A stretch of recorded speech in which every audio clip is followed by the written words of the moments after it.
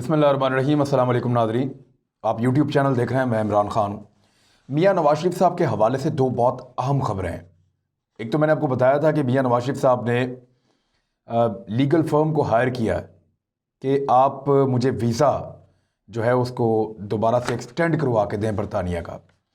बरतानिया का ये कानून है, मियाँ साहब के पास वैसे जो वीज़ा है वो 10 साल का है, लेकिन उनका कानून है कि 6 माह के बाद आपको उस मुल्क से निकलना पड़ता है, फिर वापस आना पड़ता है।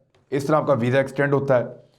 लेकिन मियाँ साहब कोरोना वायरस का, इससे पहले उसके बारे में बात करके जी कोरोना वायरस से मैं नहीं जा सकता, तो इन्होंने वीज़ा एक्सटेंड करवा लिया था। लेकिन इस मरतबा जब इनका वीज़ा एक्सटेंड होने जा रहा है, तो अब जो खबर मैं आपको देने जा रहा हूँ ये बड़ी है। एक तो पाकिस्तान गवर्नमेंट की तरफ से बरतानिया को लेटर मौसूल हो चुके हैं और कन्वर्सेशन चल रही है कि मियाँ साहब को वापस भेजें। दूसरी जो सबसे बड़ी बात है, मियाँ नवाज शरीफ साहब का पासपोर्ट ख़त्म होने जा रहा है।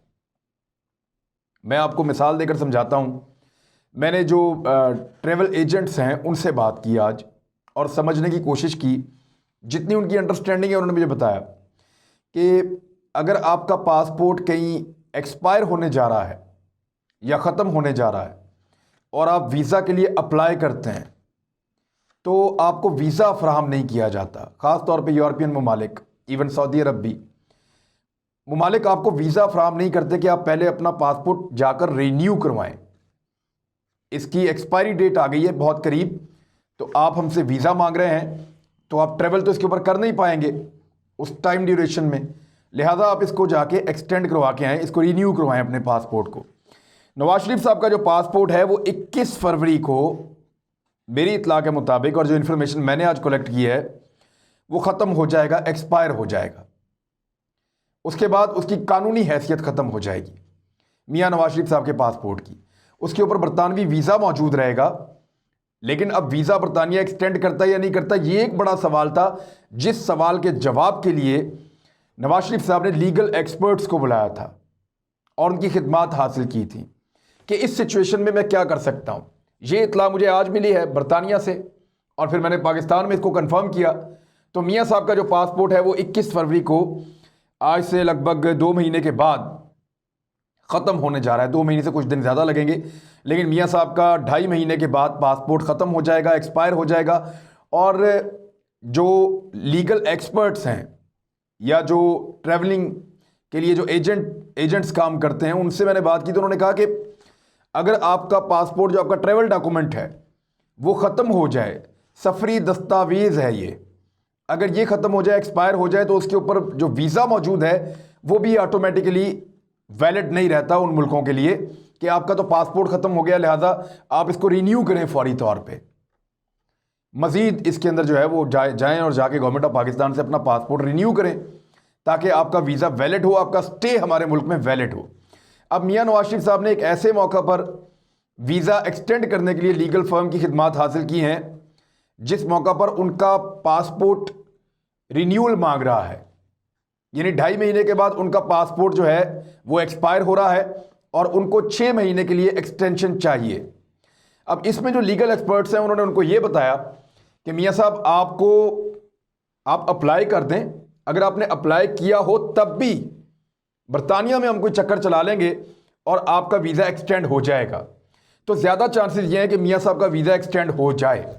लेकिन अब मैं आपको एक खबर याद दिलाता हूँ कि अक्टूबर की 9 तारीख को इसी साल 2020 में नैब ने वजारत दाखिला को एक ख़त लिखा था, और ये रावलपिंडी की नैब ने लिखा था।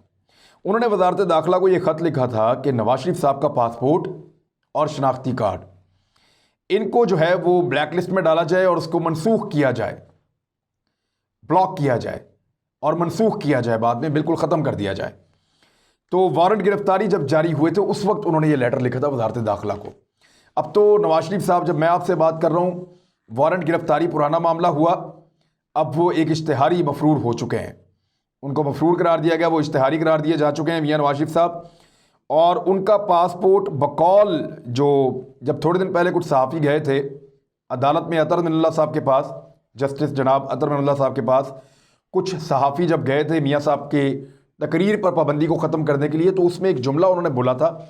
वो जुमला यहाँ पे मेरे पास लिखा हुआ है, मैं एज इट इज़ आपको बता देता हूँ। उन्होंने कहा था कि justice Minallah remarked that Nawaz Sharif CNIC and passport had been blocked, कि उनके CNIC और पासपोर्ट ब्लॉक किए जा चुके हैं। लेकिन मैंने आज जब इंफॉर्मेशन लेने की कोशिश की तो मुझे इसको ये खबर कंफर्म नहीं की गई। नवाज शरीफ साहब का जो पासपोर्ट है वो स्टिल वो इस्तेमाल कर रहे हैं, उसके ऊपर वीज़ा मौजूद है। अब मुझे उसकी कानूनी हैसियत नहीं पता, लेकिन वो इसको रिन्यू करने के लिए गवर्नमेंट ऑफ पाकिस्तान के पास ज़रूर जाएंगे। लेकिन गवर्नमेंट ऑफ पाकिस्तान क्या नवाज शरीफ साहब का पासपोर्ट रिन्यू करेगी? क्योंकि वो इश्तहारी हैं और मफरूर हैं। अगर तो पासपोर्ट रिन्यू किया जाता है, उनको ये सहूलत दी जाती है, तो एक अलग किस्म की सिचुएशन बन जाएगी। PJ मीर साहब ने आज मेरे साथ बात की, सीनियर सहाफ़ी हैं, वो थोड़े दिन पहले लंदन से होकर आए हैं। उन्होंने मुझे ये बताया कि इसहाक डार साहब को जो पॉलिटिकल असाइलम है वो तकरीबन मिल चुका है, जबकि नवाज शरीफ साहब ने पॉलिटिकल असाइलम के लिए अप्लाई कर दिया है।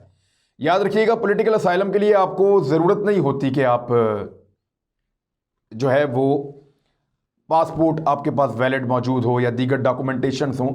आप उस मुल्क से भागे हुए होते हैं और आप ये कह रहे होते हैं कि जनाब मैं बहुत मुश्किल में हूँ, उस मुल्क में मेरी जान खतरे में है, वहाँ मेरे साथ जुल्म और तशद्दुद हो रहा है, इंसानी हुकूक की खिलाफ वर्जी हो रही है, लिहाजा मुझे पॉलिटिकल असाइलम दे दिया जाए, मुझे इस मुल्क में रख लिया जाए। तो वो सहूलत बरतानिया वाले दे देते हैं। ऐसे लोगों को ज़रूर दे देते हैं जिनसे उनको मुस्तकबिल में कोई फ़ायदा हो सकता है, या बाअसर लोग हैं उनको तो वो ज़रूर दे देते हैं, और दीगर लोगों को भी वो देते हैं। तो पॉलिटिकल असाइलम के लिए PJ मीर साहब की खबर के मुताबिक नवाज शरीफ साहब ने अप्लाई किया हुआ है। मैं इसको खुद से अभी कंफर्म नहीं कर सकता। हाँ, ये कंफर्म कर सकता हूं कि नवाज शरीफ साहब का पासपोर्ट 21 फरवरी को ख़त्म होने जा रहा है। मैंने गवर्नमेंट से पूछा कि क्या आप रिन्यू कर देंगे अगर उनकी दरखास्त आई? तो गवर्नमेंट का जो नुमाइंदा था उन्होंने नाम ना बताने की शर्त पे कहा कि हम इसके ऊपर फैसला कर रहे हैं, लेकिन हम इसको रिन्यू नहीं करेंगे, ज़्यादा इम्कानात इस बात के हैं। लेकिन जो नवाज शरीफ साहब अप्लाई करेंगे, अप्लाई तो वो कर सकते हैं, तो वो ये कह सकते हैं कि मैंने अप्लाई किया हुआ है, ये इसका डॉक्यूमेंट है, तो उस बुनियाद के ऊपर भी बरतानिया उनको रिलीफ दे सकता है। लेकिन एक चीज़ और है, मैं आपको बताता हूँ। मैं आज एक सीनियर वकील से बात कर रहा था, मियाँ अली अशफाक साहब के साथ, और उन्होंने मुझे बताया कि कोएर्सिव मेजर्स होते हैं जो हुकूमत ले सकती है, जो इंतज़ामिया ले सकती है, और अदालतें बाकायदा ऑर्डर करती हैं, और ये इकदाम किए जा सकते हैं उन कैदियों के खिलाफ जो ज़मानत लेकर भाग जाएं, या जो पहले से ही भाग गए हों, या जो इश्तिहारी और मफरूर हों, और जिनकी गिरफ्तारी बहुत ज़रूरी हो, और जो अपनी गिरफ्तारी को अवॉइड करने के लिए डिफरेंट तरीके इस्तेमाल कर रहे हो, या मुल्क से मफरूर हो गए हों। तो उनके लिए कानून के अंदर ये गुंजाइश रहती है, और ऐसे फैसले बहुत सारे मौजूद हैं अदालतों के, जहां पे इन मुल्जिमान के या मुजरिमों के बाकायदा पासपोर्ट और शनाख्ती कार्ड कैंसिल कर दिए जाते हैं, ख़त्म कर दिए जाते हैं। और जब आप पासपोर्ट किसी का जो है वो ख़त्म कर देते हैं, ब्लॉक कर देते हैं, ख़त्म कर देते हैं, तो ऑटोमेटिकली ये सारी दुनिया के उन मुल्कों को पता चल जाता है कि जनाब इनका पासपोर्ट, ऑनलाइन है सारा सिस्टम, कि इस बंदे का पासपोर्ट अब वैलिड नहीं रहा, ये ख़त्म हो गया है, लिहाजा इसके ऊपर लगे हुए वीज़ों की कोई औकात नहीं है। तो ये बोझ उस मुल्क पे पड़ जाता है कि उसने उस मुजरिम को या मुलजिम को अपने मुल्क में रखना है या नहीं रखना। तो ये बोझ पाकिस्तान की हुकूमत ने नवाज शरीफ साहब पे अब तक नहीं डाला, और क्यों नहीं डाला, ये सवाल हुकूमत पाकिस्तान से पूछा जाना चाहिए कि अगर आपको ये लगता है कि ये इकदाम होने चाहिए और आप नवाज शरीफ साहब को वापस लाना चाहते हैं और उसके लिए आप संजीदा हैं, तो आपको फौरी तौर पे उनकी जो ट्रैवलिंग दस्तावेज़ात हैं उनको ख़त्म कर देना होगा। और ये कानून के मुताबिक है, ये कानून जो है अदालतों के फैसलों के मुताबिक है, और ये बार बार पाकिस्तान में प्रैक्टिस होता है, और ये पूरी दुनिया में प्रैक्टिस होता है। अगर नवाज शरीफ साहब की ये दस्तावेज़ात ख़त्म कर दी जाएँ तो फिर उसके बाद बरतानिया पे बोझ पड़ जाएगा कि उन्होंने एक ऐसे आदमी को अपने मुल्क में रखा हुआ है जिसकी ट्रैवलिंग दस्तावेज़ात जो है वो ठीक नहीं है। दूसरा, वो एक मुल्क में सज़ा काट रहा था, सिर्फ इलाज के लिए आया था चंद हफ्ते के लिए, और वापस नहीं जा रहा। उस मुल्क के अंदर अदालतों ने उसको इश्तिहारी करार दे दिया जिन्होंने भेजा था, अब वो वापस भी मांग रहे हैं, उनकी हुकूमत भी हमसे राब्ते में है, तो ये बहुत ज़्यादा दबाव उनके ऊपर आएगा। अब रास्ते कौन से हैं नवाज शरीफ साहब के पास? नंबर 1 कि वो पॉलिटिकल असाइलम ले लें वहाँ पे, जैसे इसहाक डार साहब ने किया और बहुत सारे लोगों ने किया। तो पॉलिटिकल असाइलम लेने के लिए ये ज़रूरी है कि आदमी भाग कर गया हो, या जिन हालात में नवाज शरीफ साहब गए इन हालात में ना गया हो। नवाज शरीफ साहब तो अदालत का पेपर लेकर गए थे, कैबिनेट की अप्रूवल लेकर गए थे, हुकूमत पाकिस्तान की दस्तावेज लेकर गए थे, तो हुकूमत ने सपोर्ट करके नवाज शरीफ साहब को भिजवाया था। तो इनका केस उससे थोड़ा मुख्तलिफ है। तो मियाँ साहब के लिए पॉलिटिकल असाइलम लेना मुश्किल हो जाएगा एज कंपेयर टू, या उन लोगों के मुकाबले में जिनको आराम से मिल जाता है। मियाँ साहब का केस ज़रा डिफिकल्ट है, तो इसलिए उनको बहुत ज़्यादा लीगल मशवरे लेने पड़ेंगे। दूसरा रास्ता मियाँ साहब के पास ये है कि वो अपना वहाँ पे एक बहुत बड़ी इन्वेस्टमेंट शो करें, और ये शो करें कि मैं इस मुल्क के अंदर बहुत बड़ा कारोबारी और सरमायाकारी ये वो करने जा रहा हूँ। खुफिया तरीके से इसको करेंगे वो, हम तक इसकी भनक नहीं पड़ने देंगे, लेकिन खबर बाहर आ ही जाएगी। तो नवाज शरीफ साहब जो है वो कोशिश करें कि वो अपने पैसे को इस्तेमाल करते हुए बिजनेस का लालच देके बरतानिया के अंदर एक खास किस्म का स्टेटस हासिल करें। वहाँ पे वो गुंजाइश मौजूद रहती है। इसके बहुत सारे तरीके हैं, ये भी मुमकिन है। और क्या मियाँ नवाज शरीफ साहब ऐसी कोशिश भी कर सकते हैं कि उनको नेशनलिटी मिल जाए वहाँ की, क्योंकि उनके बच्चों के पास भी है, तो ये बहुत दूर का सवाल है। लेकिन इस वक्त नवाज शरीफ साहब का जो लेटेस्ट है, जिस खबर को मैं कंफर्म कर सकता हूँ, वो ये कि 18 नवंबर को उनको अपना वीज़ा एक्सटेंड करवाना था जो ख़त्म हो गया था, और इसके लिए उन्होंने खिदमात हासिल की लीगल फर्म की। दूसरा, 21 फरवरी को नवाज शरीफ साहब का पासपोर्ट ख़त्म होने जा रहा है। ये दोनों चीज़ें मैंने आपको बता दी हैं। अब आ जाएं आप इस बात के ऊपर कि पीडीएम की तहरीक का इस सारे मामले के साथ क्या ताल्लुक है, ज़रा जोड़कर आप देखें। पेंडेमिक पाकिस्तान में बढ़ रहा है, कोरोना वायरस के केसेस लगातार बढ़ते चले जा रहे हैं। 4 लाख से ज़्यादा मरीज इस वक्त पाकिस्तान में कोरोना वायरस के हैं। अगला जलसा उनका लाहौर में है, जहां पे 80 मरीज इस वक्त वेंटिलेटर पे मौजूद हैं, और वेंटिलेटर्स की शॉर्टेज हो चुकी है। ऑक्सीजन के लिए जो है वो अब हालात ऐसे पैदा हो रहे हैं कि आने वाले दिनों में उसके लिए भी मुश्किलात बढ़ेंगी। खादम हुसैन रिजवी साहब का जो एक नमाज जनाजा था, उस नमाज जनाजा में बहुत बड़ी तादाद में लोग गए, और उसके असरात इस वक्त लाहौर के ऊपर छाए हुए हैं। अगर आज से चंद दिन के बाद मुस्लिम लीग नून और बाकी 11 पॉलिटिकल पार्टीज यहाँ पे एक जलसा करती हैं बड़ा, तो फिर इसके असरात मजीद बढ़ेंगे और इतने ज़्यादा हो जाएंगे कि आने वाले वक्त में लाहौर का हेल्थ सिस्टम कोलैप्स कर जाएगा। वेंटिलेटर्स नहीं मिलेंगे, अद्वियात नहीं मिलेंगी, अस्पताल में सहूलियात नहीं मिलेंगी, और ऑक्सीजन के सिलेंडर्स तक की किल्लत हो जाएगी। ये मुमकिन है, और ये एक्सपर्ट्स कह रहे हैं, मैं नहीं कह रहा। तो अब ज़रूरी है कि घर बैठा जाए, लेकिन इस वक्त अपोजिशन इस मूड में नहीं है। वो ये बड़ा रिस्क पब्लिक का लेने के लिए तैयार है, लोगों की जान को खतरे में डालने के लिए तैयार है, क्योंकि उनको तो वेंटिलेटर भी मिल जाएगा, उनको तो ऑक्सीजन भी मिल जाएगी, दवाई भी मिल जाएगी, इंटेंसिव केयर भी मिल जाएगी, ज़बरदस्त उनको देख लिया जाएगा अगर किसी को कोरोना हो गया तब भी, तो वो तो इससे निकल जाएंगे। लेकिन आम आदमी को ये चीज़ें नहीं मिलेंगी, ये बात गारंटीड है। अगर ये केसेस बहुत ज़्यादा बढ़ गए तब अपोजिशन इस वक्त अपने नए बच्चे लॉन्च कर रही है, कोशिश कर रही है कि वो अपनी तहरीक को जितना तेज़ करे, क्योंकि आगे सेनेट का इलेक्शन आ रहा है, और सेनेट का इलेक्शन जो है वो बड़ा टेक्निकल है। मैं उसके कुछ फिगर्स आपके सामने रखने वाला हूं कि क्यों अपोजिशन को इस बात की मुसीबत है कि मार्च से पहले पहले, मार्च 2021 से पहले पहले जितना जोर लगता है सारा लगा दिया जाए। अब मैं वो वजह आपके सामने रखता हूं। इस वक्त जो है वो पाकिस्तान तहरीक इंसाफ और उसके इत्तेहादियों के पास सेनेट की 104 नशिस्तें होती हैं, वैसे उसमें सादा अक्सरियत नहीं है।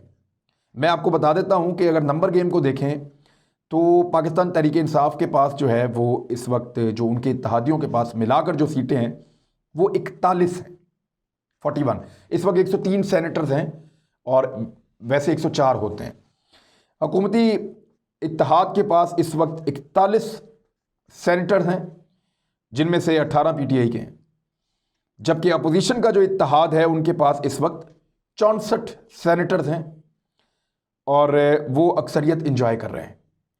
लिहाजा जो भी कानून पीटीआई लाना चाहती है एहतसाब के लिए, और नई चीज़ें बनाना चाहती है, नई अदालतें, नए प्रोसिक्यूटर्स और नए इन्वेस्टिगेशन ऑफिसर्स, इसको सिस्टम को वसी करना चाहती है, कानून के अंदर कुछ बुनियादी तब्दीलियां लाना चाहती है ताकि एहतसाब तेज़ हो। तो अगर पीटीआई ये करना चाहती है तो सेनेट में उसका हाथ पकड़ लिया जाता है, क्योंकि सादा अक्सरियत कौमी असम्बली में तो उनके पास है, लेकिन सेनेट में उनके पास सादा अक्सरियत नहीं है। यानी अगर आप कोलिशन को देखें तो कौमी असम्बली के अंदर जो गवर्नमेंट की कोलिशन है उनके पास 177 नशस्तें हैं, जबकि जो अपोजिशन की जो कोलिशन है उसके पास 159 नशस्तें हैं। 6 जो हैं वो कॉन्फिडेंस का वोट दे देते हैं, वो दीगर लोग हैं तो वो हुकूमत के खाते में चले जाते हैं, तो मिलाकर हो जाता है 180 प्लस। और दूसरी तरफ जो है अपोजिशन, उनके पास सिर्फ 159 हैं। तो यहाँ तो सादा अक्सरियत हुकूमत इंजॉय कर रही है, यहाँ पे तो वो कोई कानून बना सकते हैं, लेकिन जब वो सेनेट में जाते हैं तो 41 और 64 का कोई मुकाबला नहीं, लिहाजा यहाँ पे वो कोई कानून पास नहीं करवा सकते, ये मुश्किल पड़ जाती है। अब जो मैंने आज सारा फिगर निकाला है कि कौन किस जगह पे होगा मार्च 2021 के सेनेट इंतखाबात के बाद, जो आज से 3 महीने के बाद होने जा रहे हैं, 3 सवा 3 महीने के बाद, उसमें होगा ये कि पाकिस्तान तहरीक इंसाफ का जो हुकूमती इत्तेहाद है, पीटीआई 22 सीटें जीत जाएगी। मैं आपको अभी बता रहा हूँ, आप लिख कर रख लें। खैबर पख्तूनख्वा, बलूचिस्तान, सिंध और पंजाब से मिलाकर और इस्लामाबाद की 2 सीटें मिलाकर पाकिस्तान तहरीक इंसाफ 22 नशस्तें जीत जाएगी। और जो इनके इत्तेहादी हैं जैसे कि काफ लीग, बलूचिस्तान अवामी पार्टी, फंक्शनल लीग, MQM वगैरह, ये सब मिलकर 12 सीटें जीत जाएंगे। तो इनको जो सीटें मिलेंगी वो 34 के करीब होंगी, इनकी ये फतह हो जाएगी इसमें, जबकि जो बाकी सीटें होंगी वो मिल जाएंगी अपोजिशन को। तो जो नया फिगर आएगा इलेक्शन के बाद, सेनेट इलेक्शन के बाद, उसमें 104 के हाउस में जो हुकूमत के पास सीटें होंगी वो होंगी 57, यानी 53 सीटों के साथ वो अक्सरियत में आ सकते हैं, सादा अक्सरियत में, लेकिन 57 सीटें उनके पास हो जाएंगी। लिहाजा वो अक्सरियत इंजॉय कर रहे होंगे सेनेट में और फिर वो तमाम कवानीन बना सकेंगे जो वो बनाना चाहते हैं। उससे पहले पहले अपोजिशन की हर हाल में कोशिश है कि सेनेट इंतखाबात को भी रोका जाए और हालात ऐसे पैदा किए जाए कि जो तब्दीली ये करना चाह रहे हैं वो ना हो, और इस जगह पे हालात को ले जाया जाए कि जो गारंटीज उनको चाहिए मुख्तलिफ इदारों से, एस्टेब्लिशमेंट से, वो गारंटीज नून लीग को और पीपल्स पार्टी को मिल जाए। गारंटीज मिलने के बाद फिर वो इलेक्शन की तरफ जाएंगे और हुकूमत को गिराएंगे, तब वो इस्तीफे भी दे सकते हैं। लेकिन गारंटीज अगर ना मिली तो फिर ये बड़ा मुश्किल हो जाएगा, और इस मुश्किल के अंदर जो सबसे बड़ी एक चैलेंज होगा पीडीएम के लिए, वो पाकिस्तान पीपल्स पार्टी को अपने साथ लंबे अरसे तक रखना उनके लिए एक बड़ा चैलेंज होगा। ये चीज़ें हैं जो आने वाले दिनों में होने जा रही हैं। और सेनेट के इंतखाबात जो हैं वो इसलिए ज़्यादा जो है वो लोगों को इसके ऊपर फिक्र है। पाकिस्तान तहरीक इंसाफ की सीटें लगभग जो हैं वो 33-34 हो जाएंगी, अपनी ज़ाती सीटें उनकी तकरीबन 33-34 हो जाएंगी 104 में से, तो वो एक बड़ी पॉलिटिकल पार्टी बन जाएगी सेनेट में। तो ये इन्फॉर्मेशन थी, मैंने आपके साथ शेयर कर दी। और चेयरमैन सेनेट पाकिस्तान तहरीक इंसाफ का होगा 2021 में, मार्च के बाद। अब तक के लिए इतना ही। अपना ख्याल रखिएगा, अपने इस चैनल का भी। अल्लाह हाफ़िज़।